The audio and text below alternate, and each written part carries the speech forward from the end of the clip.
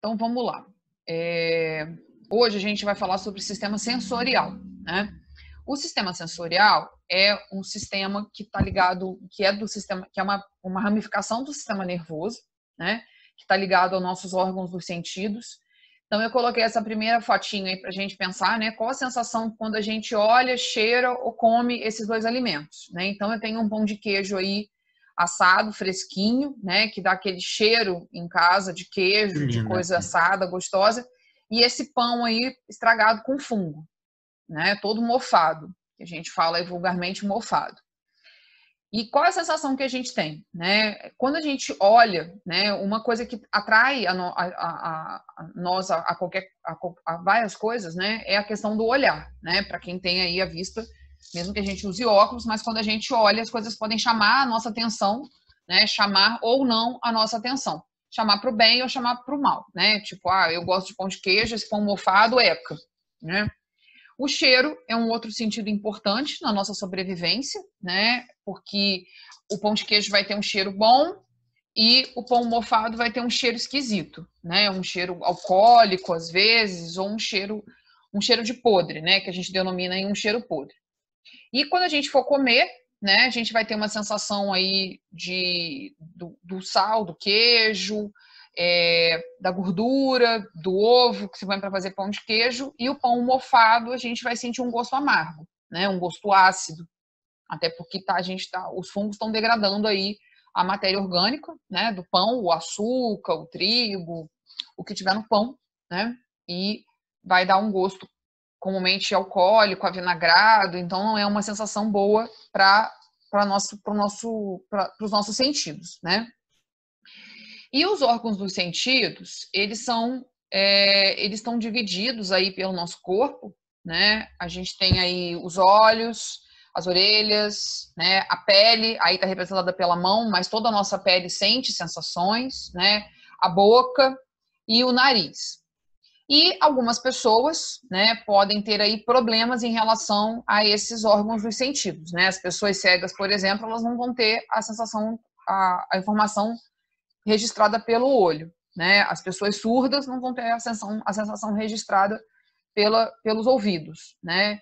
Quem tem problemas de cheiro, né? O nariz tem aí probleminhas, né? A pele também, né? A gente pode não sentir, por exemplo, quem é paraplégico não sente parte, né, das sensações fornecidas por parte aí do corpo.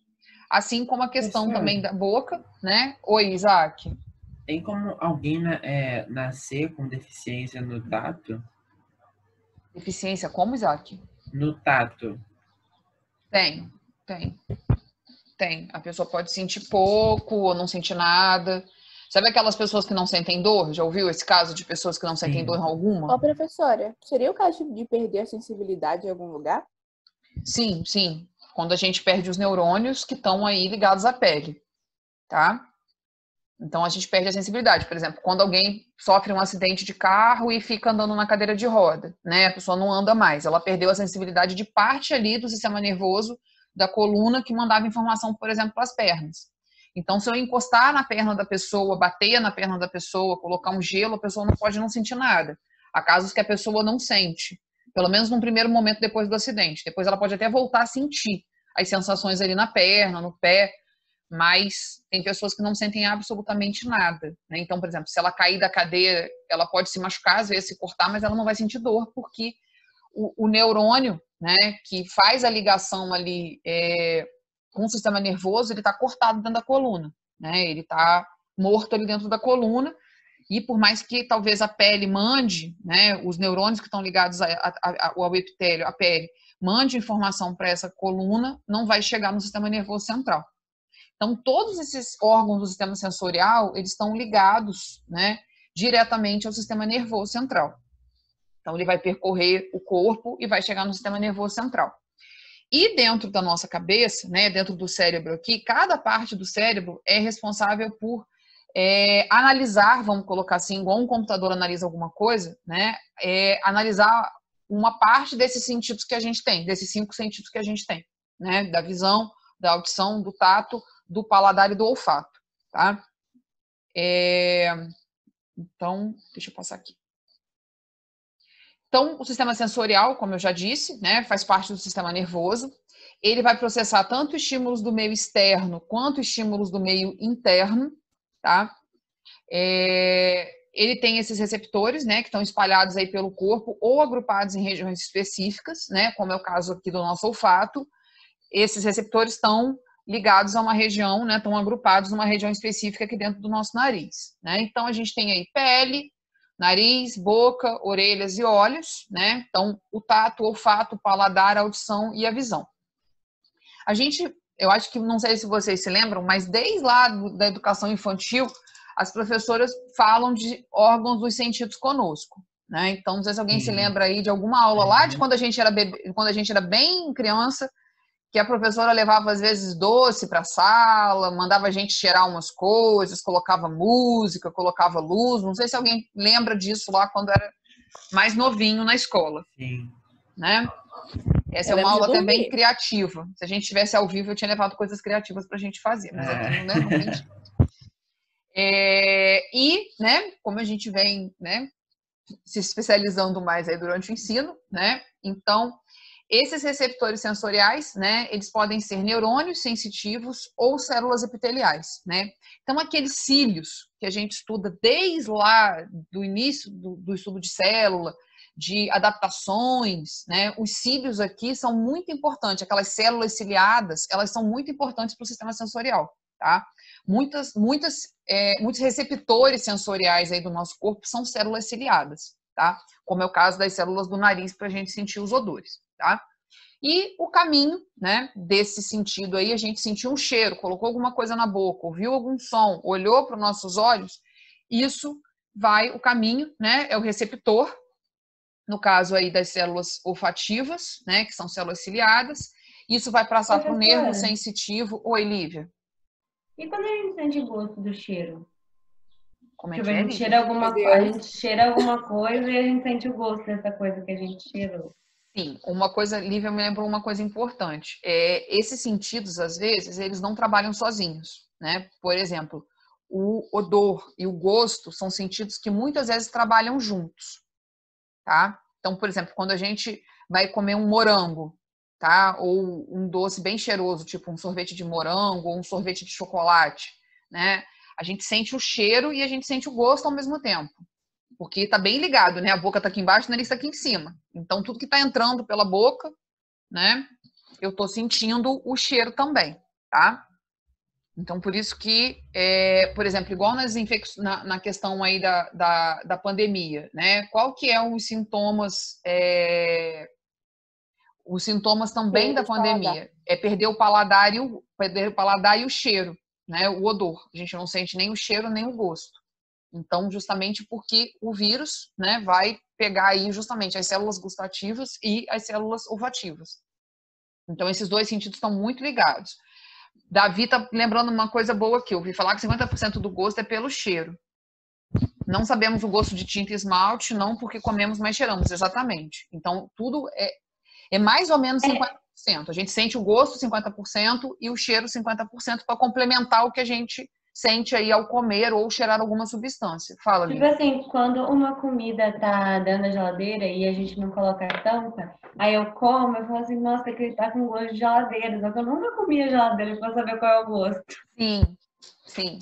Porque a comida acaba captando o cheiro da geladeira. Ela sente cheiro de cor. Essa aí. Fala, Isaac.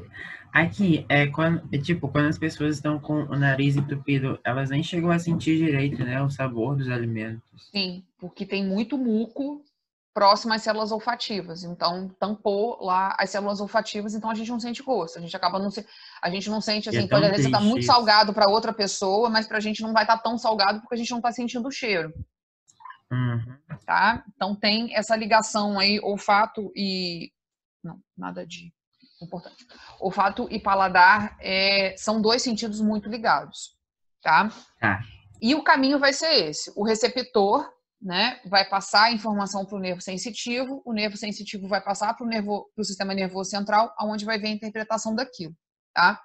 Evidentemente, gente, que esse caminho aí ocorre em milésimos de segundos, né? A gente põe, por exemplo, um morango na boca, a gente sente o doce e o ácido, e isso foi rápido lá para a cabeça e voltou, né? Como a visão, né? Como é que a gente corre de um cachorro que quer morder a gente? A gente olhou, né? O sistema nervoso já interpretou muito rápido, né? Em segundinhos, assim, em milésimos de segundos, que a gente precisa correr daquilo porque vai morder a gente, tá? Aí começa também a secretar adrenalina.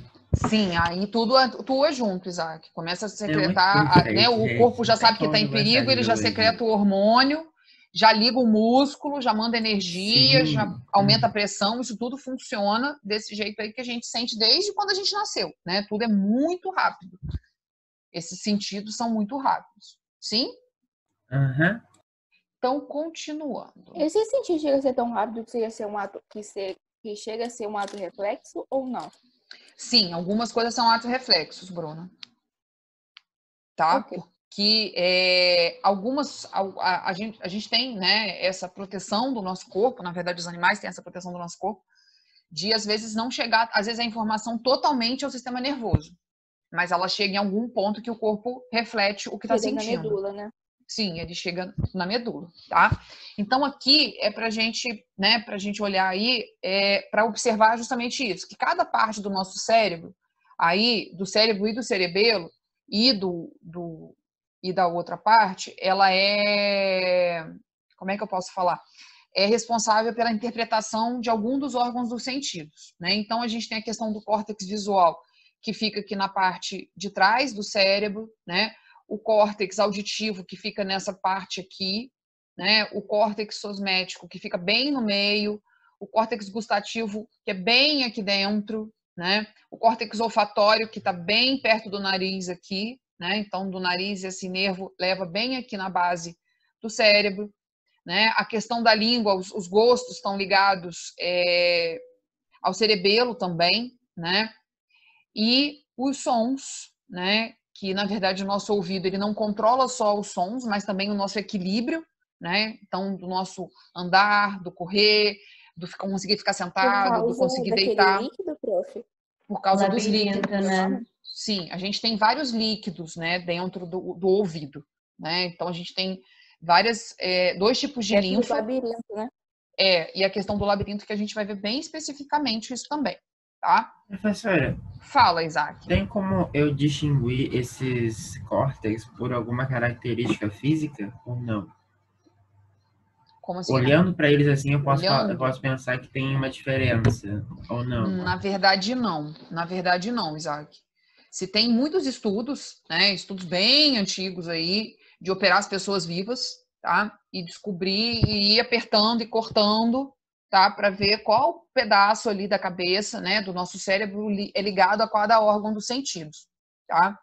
Então, isso hoje já está Gente. mapeado, né? Ainda se faz mapeamentos para coisas finas, né? Estudos com ressonância, com tomografia, na verdade com ressonância, né? Porque a tomografia é mais para tecido duro, né? E a ressonância é mais para tecido mole. E o cérebro é um tecido mole, né? Então se já fez muitos estudos e ainda se faz para descobrir qual área do cérebro responde a cada coisa, né? Então, por exemplo, se alguém tiver um tumor, por exemplo, no córtex visual e precisar cortar esse pedaço da cabeça, tirar essa parte do cérebro, a pessoa pode ficar ela vai ficar sem enxergar, tá? Ela pode ter os olhos normais, mas ela não vai enxergar porque ela vai perder a visão porque se tirou ali o pedaço que faz o processamento disso, tá? Por exemplo, igual na questão, né, da Covid, o que acontece? Se tem alguns estudos hoje, né, por causa da questão da doença, de se ver que o vírus causou uma inflamação dentro do cérebro e acabou diminuindo ou prejudicando os neurônios dessas regiões que sentem as coisas que são os sintomas, o córtex gustativo e o olfatório, tá? Então, o vírus conseguiu passar a meninge ali, né, aquela película que a gente viu que protege o cérebro, e conseguiu chegar nessas células, né, até por causa do sistema circulatório também, chegou nesse córtex, né, tanto do olfativo quanto do gustativo, e prejudicou esses neurônios, inflamou esses neurônios. Né? Em alguns casos, as pessoas podem realmente perder os neurônios, em outras elas inflamaram o neurônio. No entanto, que tem alguns sintomas muito loucos das pessoas agora, né, que a pessoa não sente, a pessoa come carne e sente gosto de gasolina.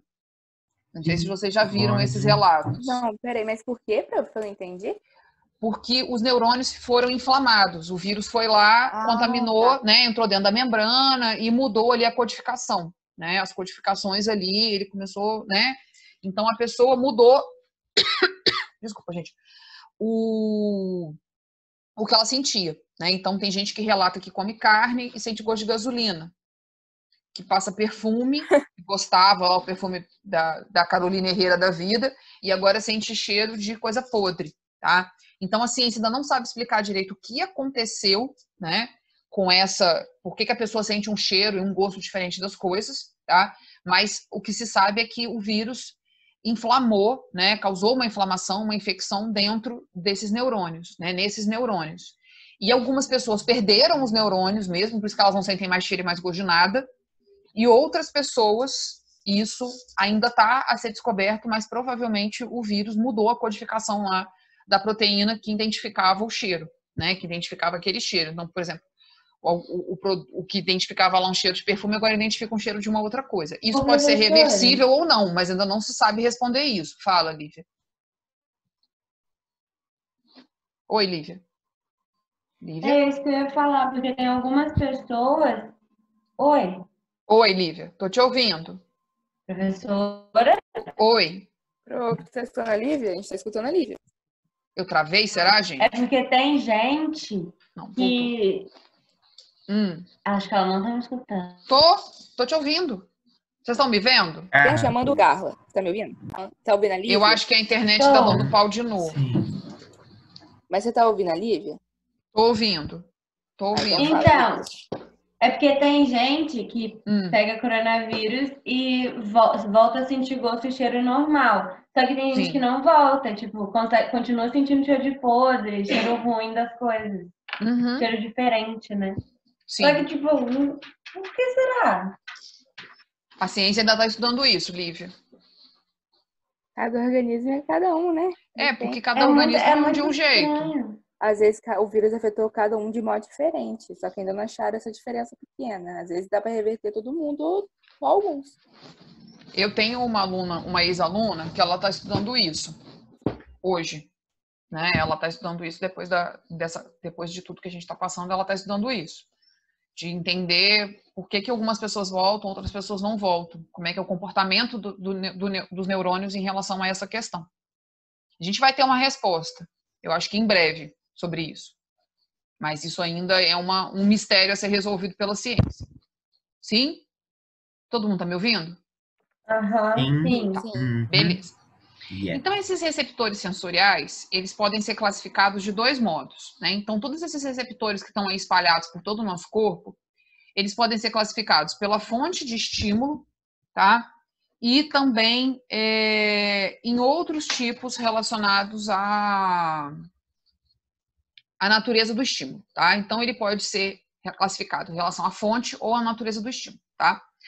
A fonte do estímulo, eu posso ter o que eu chamo de esteroreceptores, né, que está ligado ao meio externo. Então, são receptores sensoriais que estão no meio externo. Então, aqueles, por exemplo, da pele, né, que a gente sente aí a questão da temperatura, né. Então, os receptores que estão na superfície da nossa pele, do nosso corpo, vai perceber aí se a gente está com frio, com calor, né. Os interoreceptores, eles estão no meio interno, né? Então, a fonte é o meio interno, eles estão no interior dos órgãos. Então, são aqueles receptores que vão mandar a resposta aí para o cérebro em relação ao pH do sangue, se está ácido, se está alcalino, a pressão arterial também, né? O pH do sangue é importante, né? Para a gente poder aumentar a nossa respiração, por exemplo, quando a gente viu lá o sistema respiratório, né? Que o sangue começa a ficar ácido e o bulbo começa a mandar mandar recado, né, para o pulmão aumentar a captação de gases, né? E os próprios receptores, que são aqueles que estão nos músculos e nas orelhas internas, né, que estão ligados aí a mandar informação em relação à posição das estruturas em relação ao corpo, que é a questão lá dentro do nosso ouvido, né, da questão do equilíbrio, tá? Então, lá dentro a gente tem esse tipo de receptor, que são os próprios receptores, tá? o que a gente precisa saber aqui, gente, que tem receptores externos, internos e esses que estão aí, que dão a posição das estruturas, tá? Então, que mandam lá para minha cabeça se meu braço está para cima, se meu braço está para baixo, né? Se eu estou deitada, se eu estou sentada, se eu estou em pé, tá? Se eu estou chacoalhando, são os próprios receptores, tá?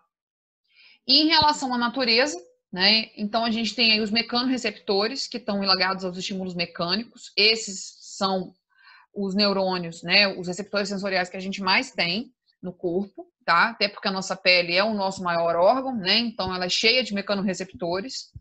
Os termorreceptores, que como o próprio nome já diz, o estímulo térmico. Os nociceptores em relação à dor, né? Os quimiorreceptores, os estímulos químicos, então, por exemplo, o salgado, o doce, o azedo, o ácido, e os fotorreceptores, o estímulo luminoso, que está principalmente nos nossos olhos, né? Então, os fotorreceptores estão basicamente aí nos nossos olhos, tá? Em relação aos receptores sensoriais, né? Então a gente tem aí esses tipos, né? Os tipos aí relacionados aí a questão de como é que é a forma deles, né? Isso está na apostila de vocês. Então, os mecanorreceptores têm essa cabeça redondinha, os termos, eles têm essas duas cabeças, os nociceptores, eles são mais ramificados, os químios, eles parecem aí essa cabeça de boneco, daquele negócio do filme que eu esqueci, que todo mundo gosta de ter em casa. Tem um monte de gente que gosta de ter em casa, que coloca uma planta para nascer em cima do cabelo, uma planta para fazer o cabelo do bichinho. Croque, Entendi. não lembro. É, Um bichinho que parece uma madeira. Oi, Bruna. Groot. Tá falando de babosa. É o Groot? O Groot. A cabeça do quimio-receptor parece o Groot. Não sei, eu não assisto. Parece aquele bichinho de um filme famoso aí que eu não vou lembrar o nome. E os fotorreceptores já tem esse neurônio, ele é o mais exótico, vamos colocar assim, né? Ele tem uma cabeça em forma de faca. Se a gente olhar aqui, ele tem uma forma em cabeça de faca, tá? Então, a gente tem toda essa diversidade aí de receptores, né, que estão espalhados aí pelo nosso corpo e espalhados de acordo com o órgão do sentido, tá? Então, um dos primeiros sentidos que a gente tem contato é com o tato, né? O tato está ligado tanto a estímulos mecânicos e térmicos, então a gente tem mecanorreceptores e termorreceptores quando a gente fala do tato, né? Que acontece aí totalmente pela pele, né? Nosso maior órgão, que reveste aí todo o nosso corpinho. E a gente sente aí uma série de estímulos, né? A gente consegue entender a forma de alguma coisa, né? A forma, por exemplo, dessa almofadinha, a forma, a textura, né? De ser molinho, a temperatura de ser frio, de ser quente, a compressão, né? O estiramento, a dor, né? Se isso aqui fosse duro, pesado, se eu batesse ia doer, né? E entre outros. Então, o tato, né? É o nosso maior sentido, né? Porque toda a nossa pele sente aí a gente pode sentir todas essas sensações, né? A gente tem mecanorreceptores na derme, né? Então, na parte ali da nossa pele, os mecanorreceptores, eles estão na derme, né? E a terminação nervosa está na epiderme, tá? Então, por isso que a gente sente, né? Se eu encostar aqui, eu estou sentindo uma pressão, né? E todas essas informações, elas são mandadas para o córtex somatosensorial, que é aquele que fica bem aqui em cima da cabeça. Esse azul aqui, gente, tá? Então, é bem em cima aqui. Se a gente pegar um cérebro, a gente vai ver que ele fica, bem em cima, aonde o cérebro interpreta, né? Essas sensações aí de forma, de textura, de temperatura, de estiramento, de dor, entre outras coisas que a nossa pele sente, tá? Todas essas informações aí desses mecanorreceptores, elas vão ser enviadas para os nervos cranianos e para os nervos espinais, né? Até chegar lá no córtex do cérebro, tá? E os nossos receptores, que são os receptores de dor, né, vão ser responsáveis aí pelos atos reflexos. Então, a dor, né, ela vai ser enviada lá para o cérebro, mas primeiramente ela vai bater, né, ela vai chegar na medula espinal e a medula espinal vai mandar, né, a informação daquele ato reflexo, né, aquela história lá de quando a gente vai no médico, que ele bate, né, no braço, no cotovelo, no joelho e a gente movimenta. Então, o ato reflexo está ligado justamente à questão da nossa segurança, né, da gente já reagir à dor rapidamente e escapar daquela dor. Tá? Tudo bem, gente? Isso? Sim. Tá. Então, a gente tem aí, né, a gente sente, por exemplo, quando a gente está amassando um pão, né, a textura do pão, se está molhado, se está seco, se precisa pôr mais farinha, se precisa pôr mais água, né, quando a gente sente a pele das pessoas, né, a gente encosta numa pessoa, a gente sente que está frio, que a pessoa está fria ou ela está quente, né, se ela está com a mão ressecada ou não ressecada. Então, o tato é muito importante aí para a nossa defesa, né, em relação a todo o meio externo, né? Afinal de contas, a pele tem contato aí com todo o meio externo. Então, né, aqui os mecanorreceptores, né, estão espalhados aí pela pele, né, pela derme, e a terminação nervosa está bem aqui na epiderme, tá? Os pelos também têm uma coisa importante no tato, né? Os pelos também ajudam a captar essa informação, principalmente a questão térmica, tá? Então, aquela sensação, às vezes, quando a gente está com medo, que a gente arrepia, né? Isso é uma reação dessa terminação nervosa na epiderme, tá? Então, às vezes, quando a gente está com medo ou pega um frio, assim, de uma hora para outra, a gente arrepia, né?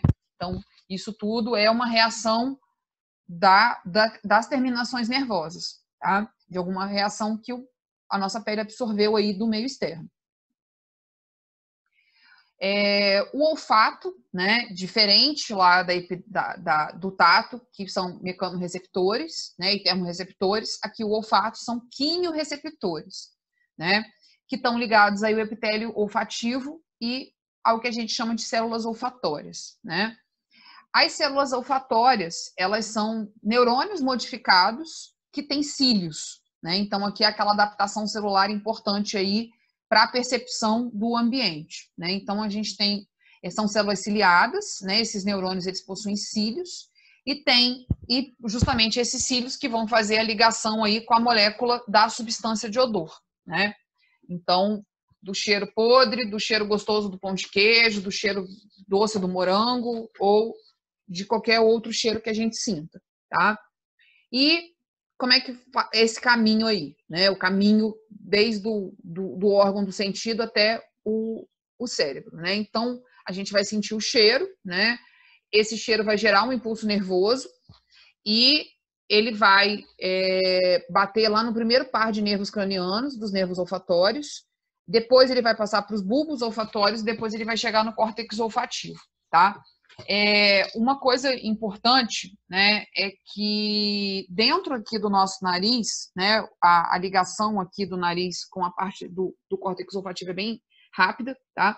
E a gente tem todos esses neurônios, uma série de neurônios aí, na verdade são 400 tipos de receptores, tá? Então a gente pode sentir cheiro de variadas coisas, né, interpretar os cheiros de variados modos, tá? E esses neurônios, eles são cheios de cílios, justamente para as moléculas de odor ali grudarem, né? Ele captar ali como uma rede de pesca todos esses odores, tá? Nos humanos, a gente tem aí cerca de 400 tipos de receptores que vão sentir cheiro doce, cheiro azedo, cheiro salgado, cheiro de produto químico, tem um monte de coisa, por isso que a gente consegue ter essa interpretação, né? De água sanitária, de uma substância salgada, de uma substância doce, de uma substância madeirada, e tem uma série de coisas, tá? E esses 400 tipos de receptores, eles conseguem interpretar cerca de 1 trilhão de odores. Então, a gente pode ter aí, sentir inúmeros cheiros, né? É uma coisa bem sensível, né? O nariz dos mamíferos em si, ele é bem sensível, tá? Então, a gente pode sentir aí uma série de cheiros. Gente, a sessão vai cair, tá? Tudo bem até aqui? Sim. Vai cair a qualquer momento. Eu tenho que entrar de novo. Então, seguinte, eu vou parar aqui e a gente sai e volta. Beleza? Tudo bem. É muito importante para a gente, né? Porque, afinal de contas, é também um sentido que protege a gente, né? Que sempre nos protegeu, desde, né, do surgimento do homem na Terra. Então, a gente ouvia lá um barulho de um leão, né? O homem primitivo, ele corria, né? Se escondia, porque ele sabia que tinha um predador ali. Na audição, a gente usa os receptores, são os mecanorreceptores, né? Então, são os receptores mecânicos, tá? E as células, né? As células desses mecanorreceptores são células ciliadas também, porque elas precisam, né, absorver as ondas, né? As ondas do som. E essas células ciliadas, elas estão imersas em um líquido, tá? Então, na audição, a gente tem uma série de líquidos, tá? Que estão dentro aí da nossa orelhinha, né? Do nosso ouvido, tá? O ouvido, né, tem aí cerca de 10 a 15 mil células ciliadas que formam o nosso aparelho auditivo, né? E a condução desse impulso, né, as ondas sonoras que vêm aí do ambiente, elas passam pelo nervo coclear, né, batem nessas células ciliadas que formam o nervo coclear e vão ser processadas no córtex auditivo, tá? A orelha humana, além da audição, né, da gente ouvir aí sons dos mais variados tipos, ela também está ligada à questão do equilíbrio, né? O nosso equilíbrio também é regulado pela nossa orelha, né? Pelo nosso ouvido, tá? E a orelha humana, ela é dividida aí em 3 pedaços, né? A orelha externa, que é a nossa orelha mesmo, a orelha média, que é mais interna, e a orelha interna, que está lá dentro da nossa orelha, tá? Que é onde o nervo coclear vai receber o estímulo e vai mandar para o córtex auditivo, tá? Uma coisa importante a se falar aí da audição, que a gente precisa lembrar, aí para a Bruna Cunha ficar feliz, é a questão do som, né? Aí entra bem a parte de física, nessa parte da biologia, né? Então a gente precisa, não sei se vocês já chegaram nisso na física lá com o Júnior. Já não. Já chegaram em onda com o Júnior na física ou já passaram disso? Não chegou em onda, mas matéria do ano passado. Sim, vocês viram isso no 9º ano, né? Vocês tiveram essa noção aí no 9º ano. Então o som, pra gente relembrar aí, né? O som é uma onda mecânica e essa onda do som, ela precisa de um meio de propagação, seja o ar ou seja a água, né? Diferente da luz, que ela não precisa de meio de propagação. E ela gera uma vibração, né? Então, os sons que a gente ouve são vibrações, né? De diferentes tamanhos aí e formas, né? Então, o som ele é composto por 2 características, né? A amplitude e a frequência, né? Então, a amplitude, ela é medida em decibéis, né? Então, se tem hoje, né, um aparelhinho que mede a amplitude do som, né, em decibéis, que é usado aí para falar se a gente trabalha num lugar barulhento, pouco barulhento, se o bar lá perto da nossa casa está fazendo barulho demais e atrapalhando os vizinhos, né? E o ouvido humano, ele ouve aí, ele ouve acima de 10 decibéis, né? Ele não ouve sons abaixo de 10 decibéis. Só alguns animais ouvem sons abaixo de 10 decibéis, como os cachorros, né? Que ouvem mais baixo que nós. E acima de 80 decibéis, esses sons são prejudiciais ao nosso ouvido, tá? E a frequência, né? Que é a outra característica do som aí, está ligada à questão das oscilações, né? Da onda desse som. E essa frequência, ela é medida numa outra medida de Hertz, né? Que vocês vão ver isso bem mais profundamente em física, tá? E a frequência, ela denomina se um som é grave ou se um som é agudo, né? Então, quando o som é grave, ele está em baixa frequência e um som agudo, ele está em alta frequência. A nossa orelha, né, ouve aí sons de 20 a 200 Hz, tá?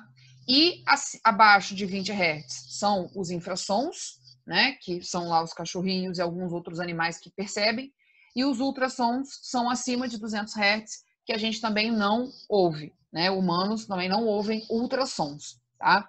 Aquele examezinho que a gente faz, aquele exame que a gente faz de ultrassom, né, ele usa justamente essas ondas, tá? Acima de 200 Hz para ver lá os nossos órgãos, tá?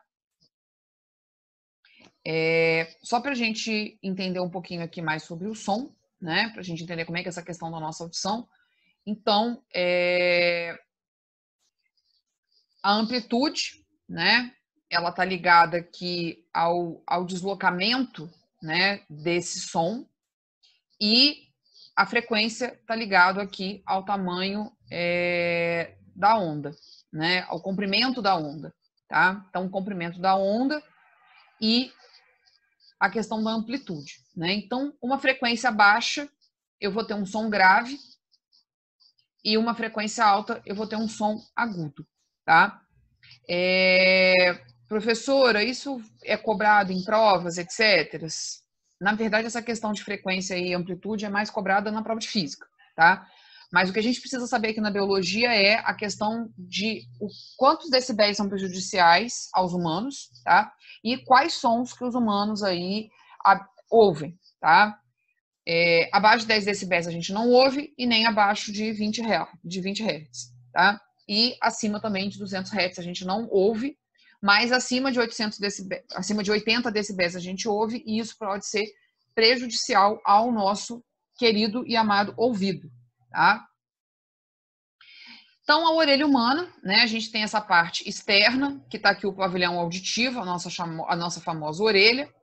A orelha média, onde eu encontro os ossículos, que fazem, né, a vibração para mandar a informação para a cóclea, né, e depois para o nervo coclear, que é o materno-bigorna e estribo, e a orelha interna, onde eu tenho a cóclea e a tuba auditiva, onde eu vou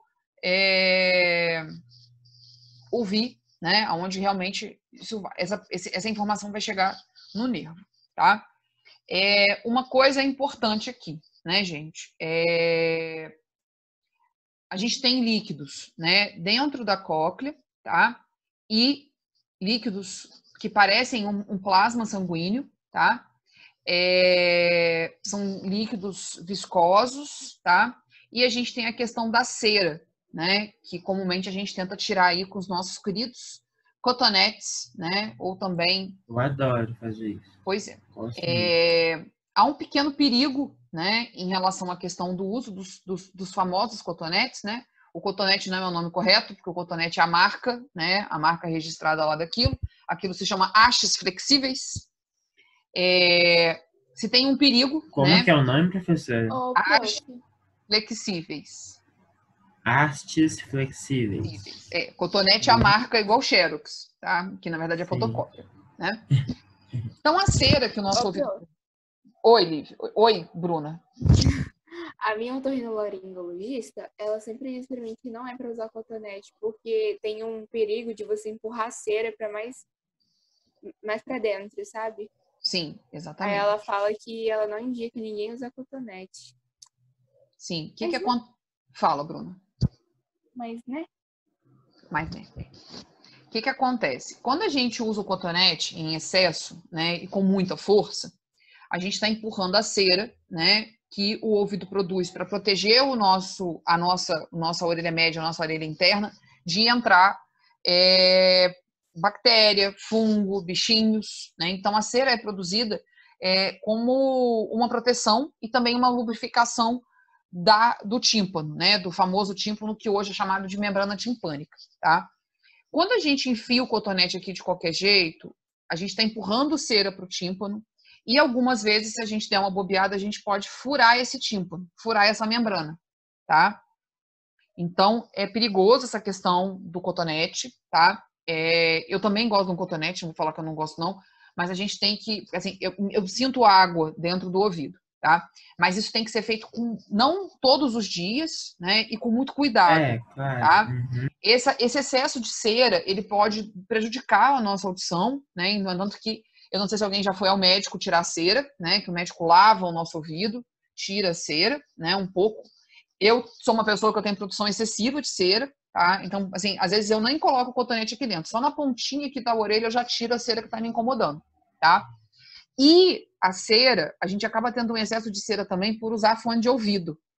Não esses fones externos não, mas aquele fone do celular que a gente enfia lá dentro, tá? Do ouvido, acaba também facilitando, né? Estimulando a maior produção de cera, tá? E uma coisa também que é importante é a gente sempre limpar o nosso fone de ouvido, principalmente aquele que vai dentro da orelha, né? Então, passar ali um alquinho, pegar o cotonete para limpar o fone de ouvido, tá? E também não compartilhar o fone de ouvido com outras pessoas sem limpar antes, né? Assim, compartilhe com o irmão que eu moro na mesma casa, com a minha mãe, mas eu preciso limpar, porque a bactéria de um do outro pode passar e pode causar uma infecção que a gente chama de otite. Tá? Tem um primo meu que ele tem mania de cotonete. Ele passa cotonete todos os dias. Muitas vezes. Isso é um pouco perigoso também, tirar o excesso, tirar toda a cera, tá, gente? Exatamente, eu falo pra ele, você vai acabar com a cera do seu ouvido, cara. Sim. Ele não consegue. Geralmente eu faço isso de 2 em 2 semanas, só que quando meu ouvido ele fica coçando, aí eu pego um pra ver se tem alguma coisa, que geralmente fica me incomodando. Aí se tem, eu tiro, e se não tem, já foi, né? Aconteceu. Eu tenho tentado secar o ouvido quando eu lavo o cabelo com um algodão só, sabe? Pego o algodão e ponho só para retirar aquele excesso de água que vem do banho, né? Quando a gente vai na piscina, na cachoeira, na mar, né? Lógico que o tímpano fecha ali para não entrar água para dentro, né? Para não entrar água para dentro da orelha média e da orelha interna. Só que fica aqui na orelha externa essa água, né? Quando a gente entra, às vezes, na água ou lava o cabelo.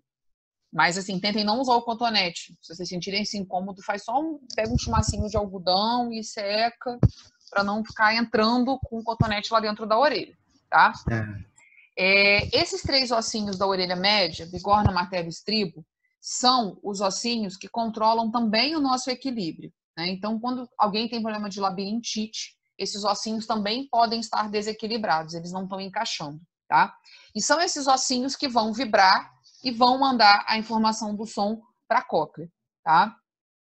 Dentro da cóclea, eu tenho outro líquido que não é cera, tá? Que é uma linfa, um material parecido com plasma sanguíneo, tá? Que faz a lubrificação ali também da cóclea para o som passar. Afinal de contas, o som é uma onda que precisa de um meio de propagação. Então, por isso que o nosso ouvido tem cera e a água, né? A cera é mais densa, mas ela também tem papel na questão do som, né? E o líquido que está dentro mesmo da cóclea também vai transportar esse som, né? Essa onda, a onda do som. Vamos chegar aqui para a gente discutir cada parte da orelha, né? Então, a orelha externa, ela vai captar e amplificar os sons recebidos do ambiente, né? Ela é formada aí pelo pavilhão auditivo, pelo canal auditivo e pela membrana timpânica, que antigamente a gente chamava de tímpano, tá? A orelha média, ela vai receber as vibrações da orelha externa e repassar para a interna, que é onde eu tenho os 3 ossículos, os 3 menores ossos do corpo, martelo, bigorna e estribo, tá? E esses 3 pequenos ossinhos, né, esses 3 ossículos, eles amplificam o som aí que a gente ouve, né, do ambiente em até 20 vezes, tá? E a orelha interna, ela é formada pelo labirinto, né, pela cóclea, e aonde eu vou ter, né, bastante mecanorreceptores e células ciliadas, tá? Então, tudo que a gente já viu até agora, todos os órgãos dos sentidos, basicamente, têm células ciliadas, né, gente? E a orelha interna é onde eu vou encontrar a cóclea e o aparelho vestibular. O aparelho vestibular, ele é responsável pelo equilíbrio do nosso corpo, da gente não ficar caindo, né? Ou da gente não se sentir zonzo, tá? E a cóclea é aonde vai ser passada a informação do som para o córtex auditivo, tá? Então, a orelha interna, né? A gente tem essa parte aqui da cóclea, né? Que ela parece aí um caramujo, uma concha de caramujo, né? Aqui dentro eu tenho, né, a linfa, né? As linfas, que são a perilinfa e a endolinfa, né? Que vão aí preencher, né, todos esses espaços e ajudarem na propagação do som, tá? O nervo coclear está bem ligado aqui aonde o som percorre, né? O nervo vestibular e o nervo coclear, justamente para levar esse impulso nervoso que foi gerado na cóclea para o córtex auditivo, tá? A questão, né, gente, da audição, né? A gente conhece, não sei se vocês conhecem alguém que não ouve direito, ou usa aparelho auditivo, ou é A totalmente minha surdo. avó é assim. Né? Ela não é surda, mas ela tem Uhum. dificuldade para entender o que a gente fala. Mas que a gente fale alto, às vezes ela não entende direito e entende errado, às vezes. O pai do meu tio tem aparelho auditivo. Sim, as pessoas, né, quando elas ficam surdas, né, ou surdas com o tempo, ou as pessoas podem nascer surdas, aí é um problema genético, ou elas podem se tornar surdas, tá? As pessoas podem ter perda, por exemplo, do nervo coclear, tá?